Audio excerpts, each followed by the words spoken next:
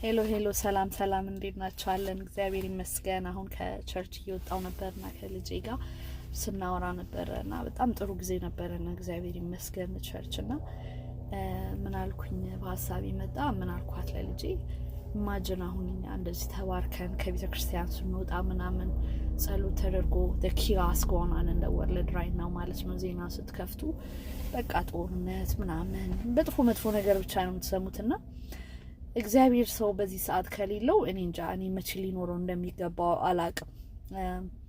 ምክንያቱም ሰላም የሚሰጠን እግዚአብሔር ነው። whatever it's going on in the world ወደሱ ካልጸለይን ወደሱ ካልቀረብን ደግሞ እኮ ደስ የሚለው እግዚአብሔር የሚወደው በቃ just ኃጢአት ሰራን አልሰራን አይደለም፣ እሱ እንደዚሁ ይወደናል።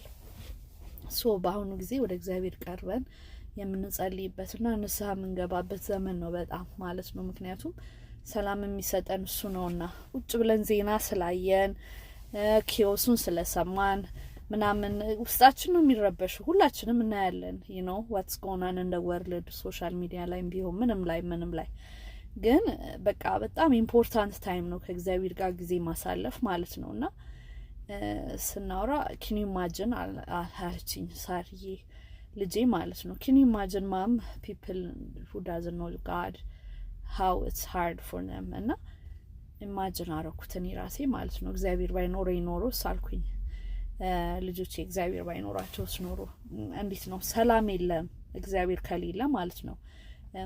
ማለት ሁሉ ነገር አላፊ ነው እና አላማይ ነገር ሁሌ እንደረበሸን ነው የሚኖረው። nothing በቃ የሆነ ፖዚቲቭ ነገር አታዩም ብዙ ጊዜና ዓለም ውስጥ ስትኖሩ ሁሌም መከራ አለ፣ ጦርነት አለ፣ ችግር አለ።